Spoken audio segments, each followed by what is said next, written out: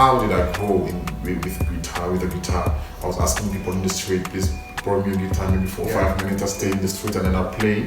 After that, that's how I grow. That is extremely inspiring. So you would like go around and ask people in the streets to like borrow their guitar for 5 minutes?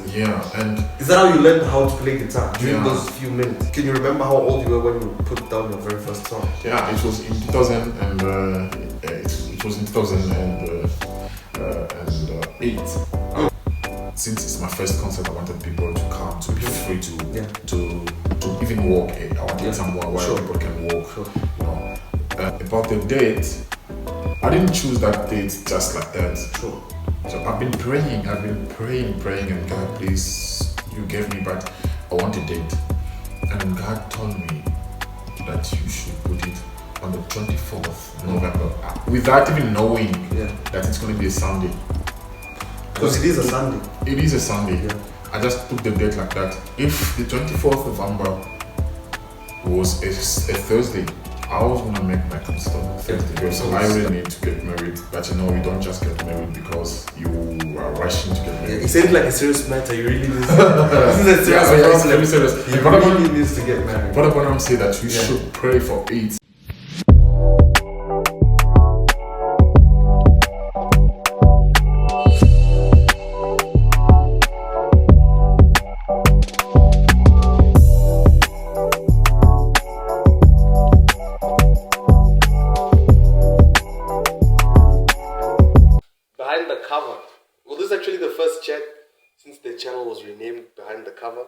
And my guest today is a very talented man. He's about to have a very mega concert. It's gonna be his biggest yet. Brother Stone Daniel, welcome to the channel, man. Thank you so much. How's it going, bro?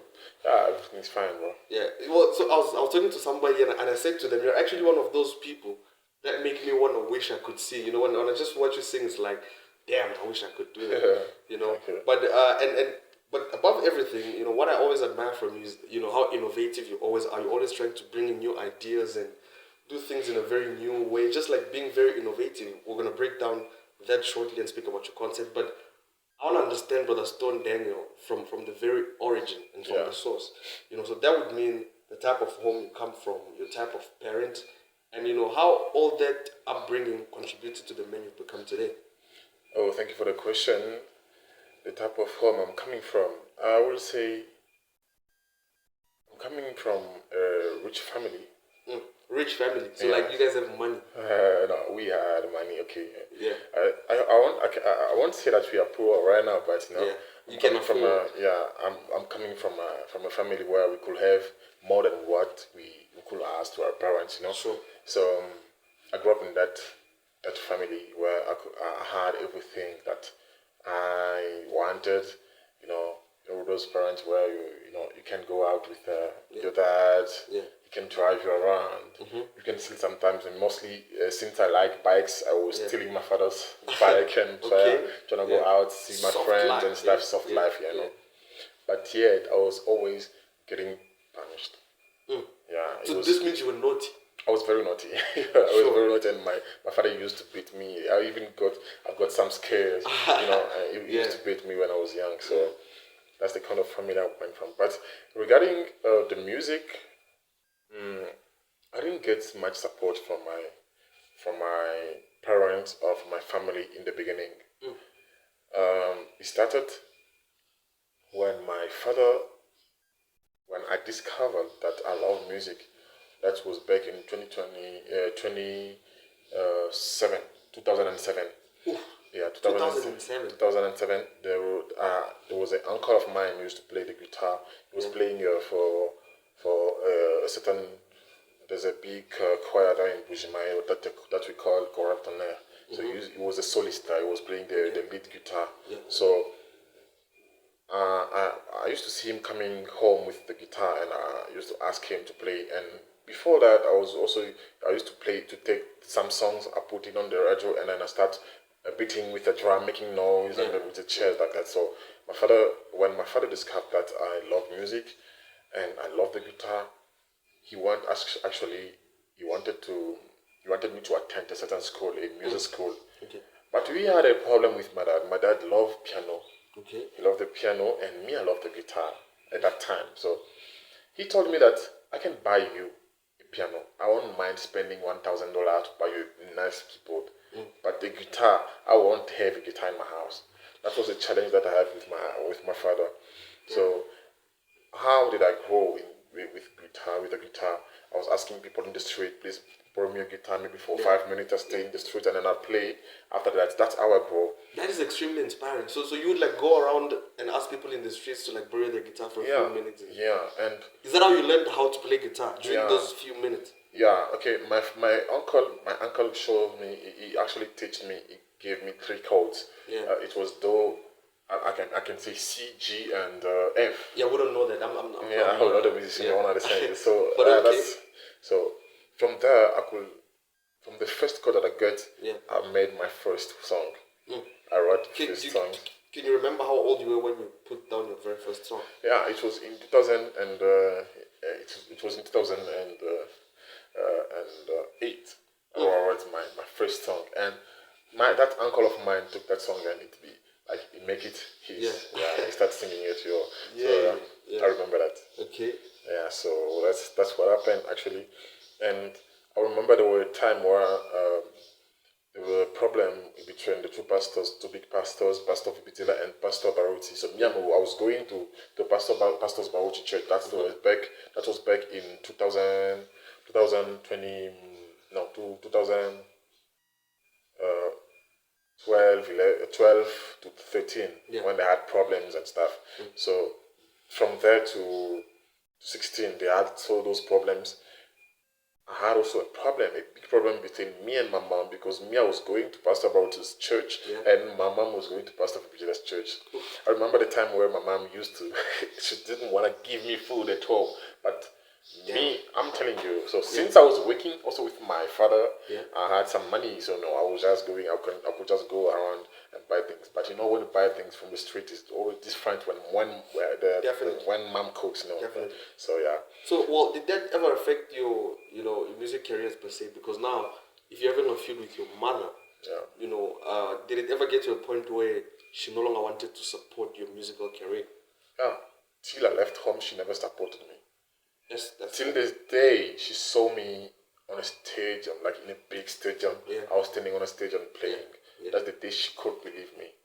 And that was 2 weeks before I leave my parents' house. So I never got actually support. But right now, she's my first fan.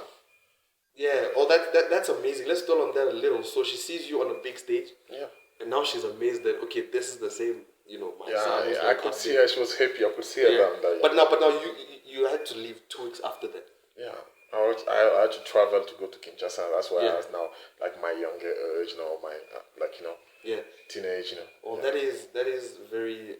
It's interesting. It's interesting because now I'm guessing you've got a very close relation with them. Yeah. And you guys, chat whenever you can, as much as possible. Yeah, actually, my parents are my first friends. Yeah. And since I'm the firstborn of the family, I'm the one who's ruling. I'm the one who's ruling everything. Oh, you're the firstborn of your family. Of course, I'm the first one. And that's a lot of pressure. Yeah. So it is. Well, okay. So fast thing forward to now, the concert which is supposed to be on the 24th. Yeah. And this is huge, right? You're looking forward to starting a musical career, and this goes back to what I spoke about in the beginning of how innovative you usually are. Yeah.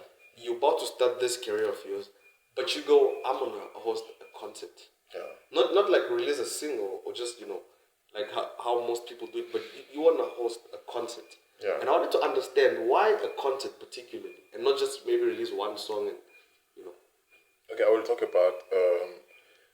I will start by what sent me or what led me to think about the concert. Sure.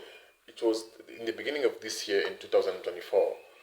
I was at church and my pastor was preaching. Pastor Zakola, he was preaching, Sure. and he was saying that this is the year of the crown. And he reading the Bible, and he said around the throne there's 24 elders. All of them have white garments and a crown. Yeah. And I'm sure maybe you also was there. Yeah. And he said that this is the year of the crown, and it show us according to what Abraham said. After 20,000 years, there's always something that's happening, and he said that the Jewish, they count this year like in the year 24, which means, and they say that God's numbers never lie, you know. And since it's the year of Crown, he said, he told us, he preached to us, like, this is a year what you have to see big and you have to do something big. If you miss this year without doing something big, that which means you are not called to be great in life. Well, that's so, what I got okay, my sorry, inspiration. yeah. Yeah. So you get inspiration from this preaching, and then you try to host this concert. Yeah. But I'm imagining along the way, there's obviously the challenges that you face, the obstacles. Yeah. You know, what were some of those, and how did you deal with them? Because the concert is still happening, as far as I know. Wow! I'm telling you, I faced a lot. I remember I faced a lot of challenges. First of all, there was one of my friends who fight me. I don't know. Yeah. Without any reason, he was going around and saying bad things that I didn't do around, and messing my reputation why I didn't do anything bad. Sure. So everything was coming to me, and the people that I was expecting to support me or to help me with any advice, to help me with any advice from the experience, Yeah. I couldn't get it. So I was always alone, crying sometimes. I used to cry sometimes. Like, it was like, God, why? I've decided to do these things. So big men cry too. You say you used to cry. That has to be strange. Yeah, bro. No, you know, we all are artists, you know. Sure. An artist I will never cry on the scene, you know. Yeah. But when I go back to in my room, bro, Sure. Yeah. if the wall of my room could tell, bro, there's so many tears. Yeah. You know? But Yeah. in front, Yeah. when I'm going out, I'll smile. But when I come back home, I'll cry to God. I'm like, God, why this? I ask those kind of questions. Yeah. Well, do you think what they were trying to imply is the fact that you might, because you know, in cases like this, in many different contexts and scenarios, what other people would often say is that you're not ready for what you're about to do. Do you think that's what they were trying to tell you, that you're not ready? And do you think you're still ready for this? Yeah, people, they were trying to tell me or to prove me that this is not my time. And that's actually an advice that I want to give to those one will actually listen or watch this video, bro. When God puts something inside you, there's a big mistake that I did is to tell it to people that are closer to me. You know. Sure. You know. Yeah. I always tell this to people. You know, we appreciate the sun because it's far. If just we can put the sun closer to us, we will run away because it will burn us. So there are some people that you don't need to have them close to you. You know, they need to stay away from you. So I was so open, and I opened my arms to welcome them, and I told them my stuff, and then since they knew that they didn't get it because the revelation is not given to everyone. You know. All of us who was there at in the church when the pastor was preaching. Yeah. But I got it. I got his stuff. I got it. Yeah. And I decided to do it because I have a certain vision, and it's not everyone who have it. It's not. So I got some fight. Yo, that friend of mine, I won't mention the name, but that friend of mine make me in a lot of troubles, even with my own people from my church. You know.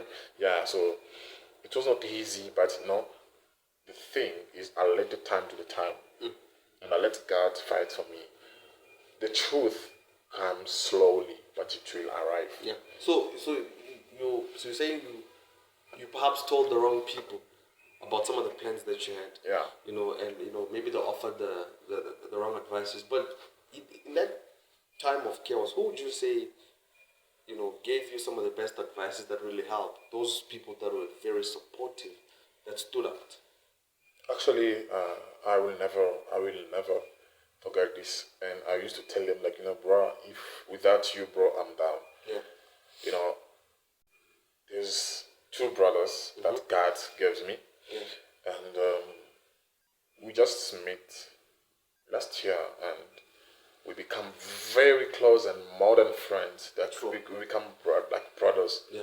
There's Daniel Tao and But Tao better watch this. You better. yeah. There was Daniel Tao, that single man, and brother yeah, and brother. I think he's gonna answer that in the comment section. Yeah, and brother Petty.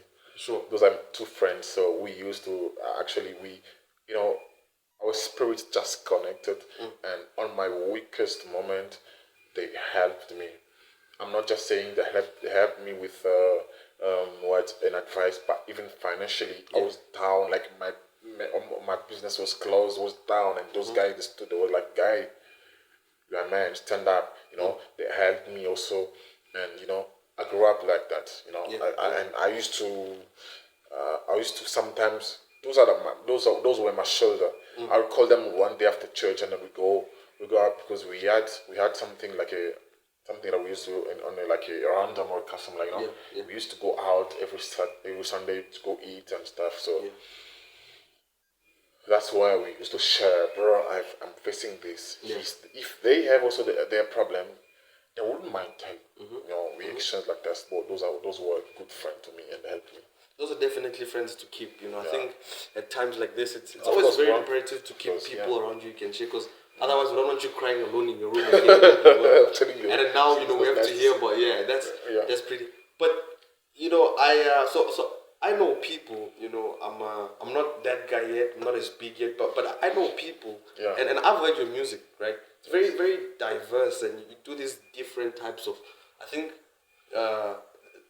The melody is very different, and because I happen to know a few people, would it be possible to get Brother Stone on a circle of like South African gospel artists? Because I think where we come from, it may be different from here, but like the very genre of gospel.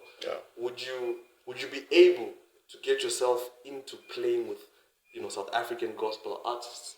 Would that be possible? Yes, it will be possible. It's possible, and it's happening already. It's happening already. You will see them on the concert. That's why we don't have to miss it, because we are preparing something big.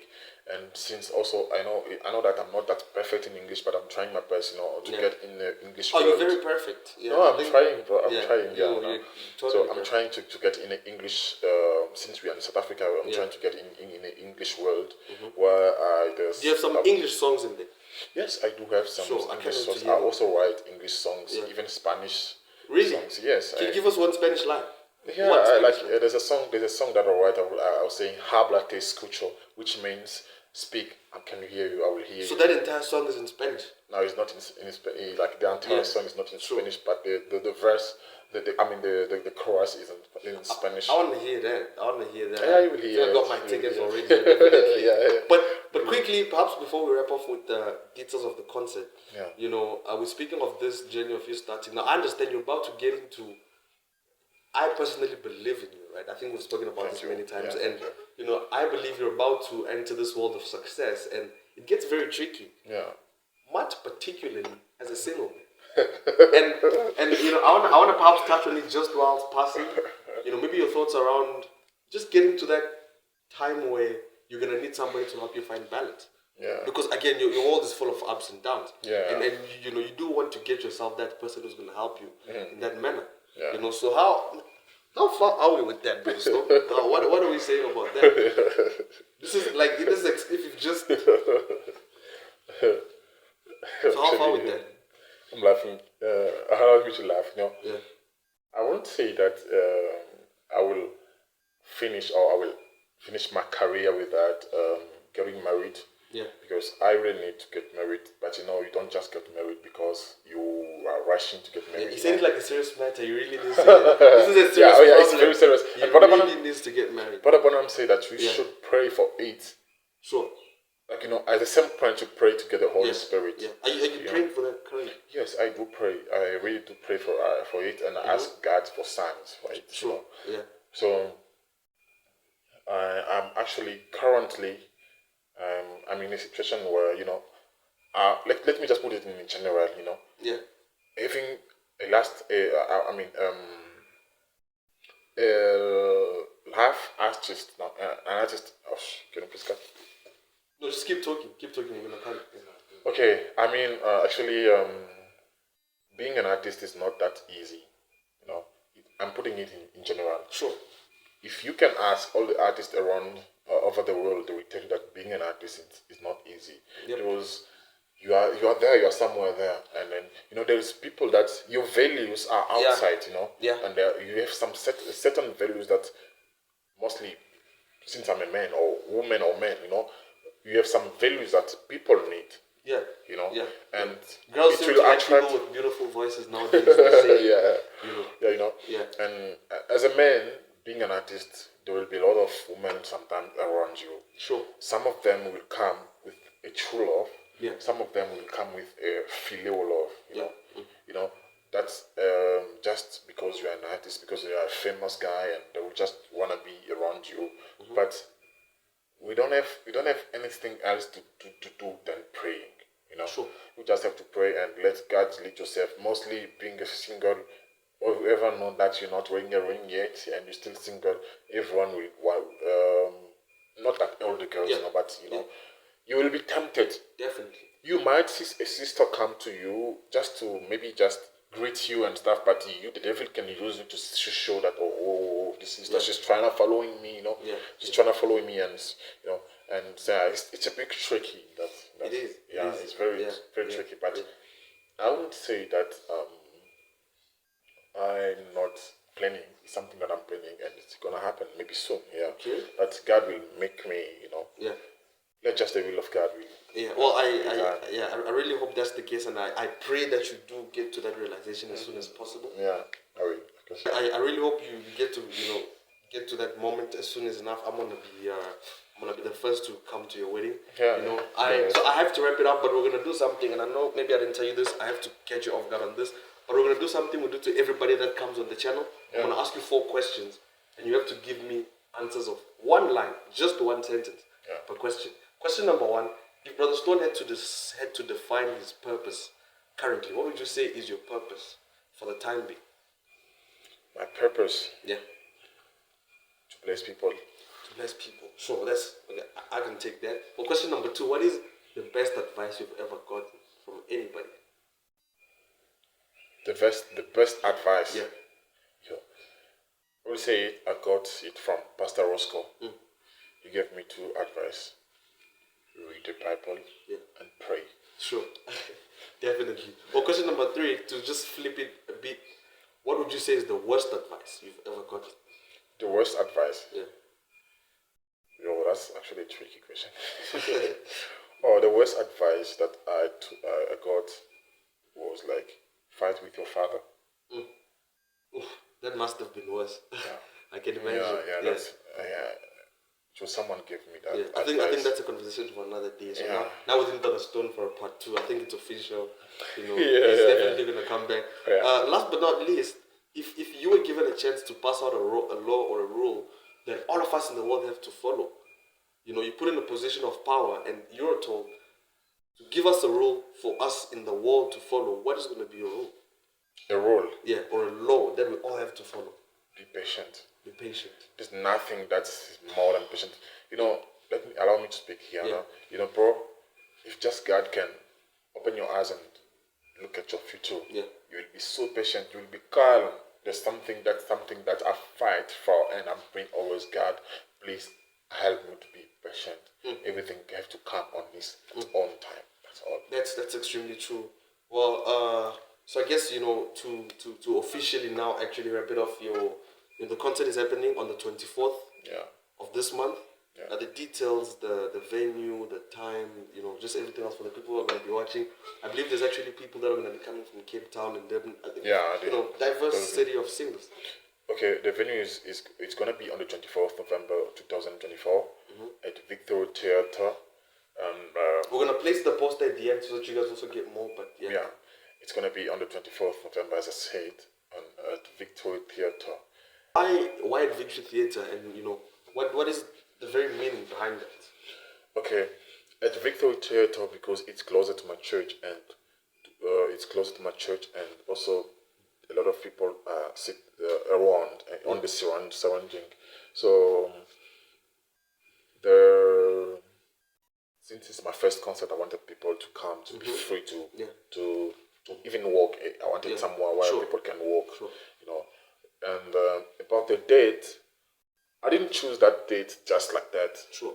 So I've been praying, and God, please, you gave me, but I want a date. And then God told me that you should put it on the 24th November, without even knowing that it's going to be a Sunday. Because it is a Sunday. It is a Sunday. Yeah. I just took the date like that. If the 24th November was a Thursday, I was going to make my concert on Thursday because that's the date God gave me. Yeah. And he told me that at 5 o'clock, which means 17, at 17 o'clock, I have to be already on the stage. Or I know it's something that sounds tricky or maybe get some fight, but that's what God tells me. I'm not forcing anything. Yeah. Why 24th November? Because remember I said the 24th is the year of the crown. 24th is the crown, and November is 11. 11 means a call. And the world concert and also I have to be on the stage at 17. 17. Yeah. 17 is a visitation. I'm getting it. For you guys want to know where I'm getting this knowledge, come to Amen Tabernacle, and there was a doctor that is gonna teach you all these things in numbers. Sure. Yeah. So, and the world concept means I am getting my crown on the mouth of a calling, but I will visit you, and once I will sit on the throne. Yeah. Because it's not me who's sitting there, The revelation is out of this world. I think we just had a whole sermon and a whole preaching, But I'm so excited for the concert, my brother. I really hope it's successful. We're all going to be there to support. Yeah. You guys are the 24th of this month at the Victory Theatre. It's just 100 Rand, I believe, the tickets. Yeah, just try to purchase yours as soon as possible. Thank you so much for blessing us with your presence. Thank you so much for calling me. It's been amazing to have you as the first, as I said in the beginning. You're the first host since we relaunched our channel. Yeah. So thanks so much for coming. Shout out to the LBT Media for being behind the camera. They're actually handling this. You guys have been amazing. And you guys keep tuning in, man. We're going to drop a bit more videos from now on. And thank you, Brother Stone. God bless you. It was a pleasure. Thank you so much. God bless you. Superstars in the house. Anything? You guys don't think we're saying we're 20 minutes. Dude. Yeah. What?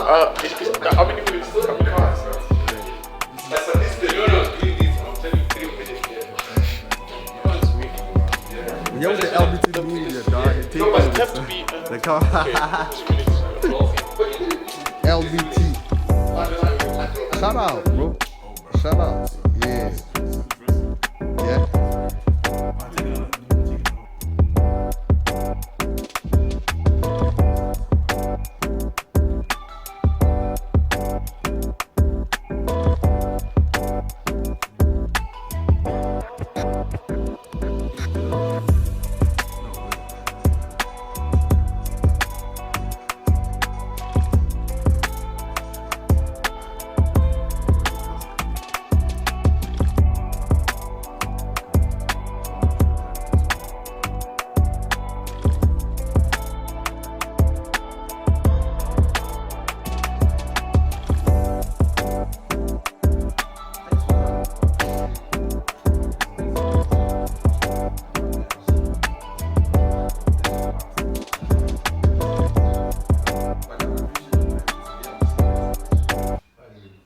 That's a wrap.